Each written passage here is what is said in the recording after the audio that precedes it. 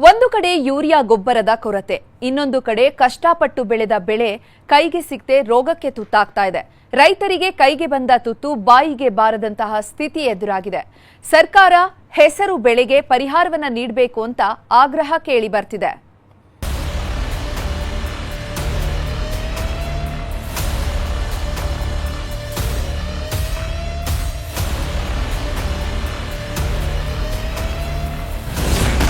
Urea ಸಿಗದ ಸಂಕಷ್ಟದ ನಡುವೆ ರೋಗಬಾಧೆ, ಹೆಸರು ಬೆಳೆಗೆ ಜಿಡ್ಡು ಹಾಗೂ ಹಳದಿ ರೋಗ ಕಾಟ.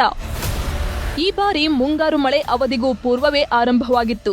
ಇದರಿಂದ ರೈತರು ಖುಷಿಗೊಂಡು ಹೆಸರು ಬೆಳೆಯನ್ನ ಬಿತ್ತನೆ ಮಾಡಿದ್ರು. ಈ ನಡುವೆ ಜೂನ್ ತಿಂಗಳಲ್ಲಿ ಮಳೆ ಕೊರತೆಯಿಂದಾಗಿ ಬಿತ್ತನೆ ಮಾಡಿದ ಹೆಸರು ಒಣಗುವ ಹಂತದಲ್ಲಿತ್ತು.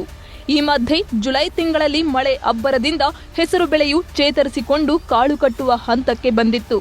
ಇದೀಗ ರೋಗ ಕಾಡುತ್ತಿದೆ.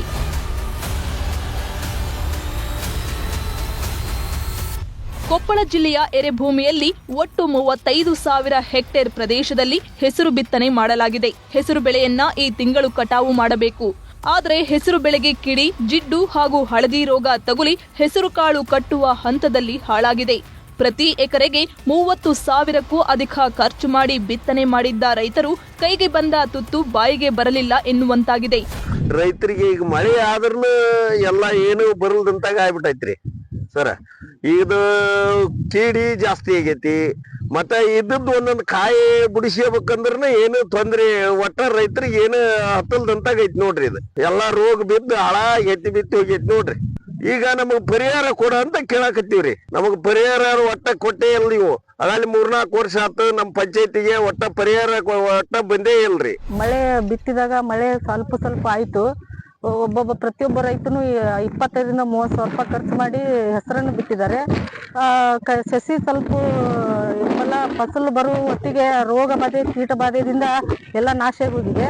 ಅದಕ್ಕೆ ಸರ್ಕಾರ ಇದಕ್ಕೆ ಆದಷ್ಟು ಬೇಗ ಗಂಭೀರವಾಗಿ ರೈತರ ಸಮಸ್ಯೆಗಳನ್ನ ಪರಿಹರಿಸಬೇಕು. ಮತ್ತು ಅವ್ರಿಗೆ ನಮ್ಮ ರೈತರಿಗೆ ಎಲ್ಲರಿಗೂ ಇದೊಂದು ಬಂದು ಅದನ್ನ ನೋಡಿ ಅವ್ರಿಗೆ ಪರಿಹಾರ ಕೊಡುವಂತ ವ್ಯವಸ್ಥೆಗಳಾಗಬೇಕು. ಕಷ್ಟಪಟ್ಟು ಬೆಳೆದ ಬೆಳೆಯು ಈಗ ರೋಗಕ್ಕೆ ತುತ್ತಾಗಿ ಹಾಳಾಗುತ್ತಿದೆ.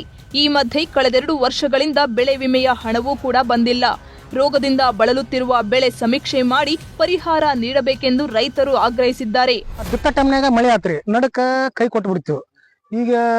ಈಗ ಅತಿವೃಷ್ಟಿ ಮಳೆ ಆಗಿತ್ತು. ಈಗ ಪೀಕು ಚೆನ್ನಾಗದ ಅಂದ್ರು ಅವಕ್ಕ ತಾಮ್ರ ರೋಗ, ಕೀಡ್ ರೋಗ, ಬೂದ್ ರೋಗ ಮತ್ತು ಅನೇಕ ರೋಗಗಳಿಂದ ಅವೆಲ್ಲ ಬಿಡಿಸ್ಯಾರ ಬಿಡಪ್ಪ ಅನ್ನೋ ಕಾಣ್ತಾವಲ್ಲ.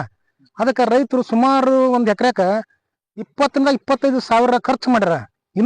ಇನ್ನೂ ಬರ್ತಾವಂತನ ಎಣ್ಣೆ ಹೊಡಿಯಕತ್ತಾರ, ಎಲ್ಲ ಅದ್ರಲ್ಲಿ ಕಸ ತೆಗಿಯಕತ್ತಾರ, ಎಲ್ಲ ಮಾಡ್ತಾರ. ಅದಕ್ಕೆ ನೀವು ಕೂಡಲೇ ರೈತರಿಗೆ ಪರಿಹಾರವನ್ನು ಘೋಷಣೆ ಮಾಡಬೇಕು ಮತ್ತು ಬೆಳೆ ವಿಮೆಯನ್ನು ಕೊಡಬೇಕು.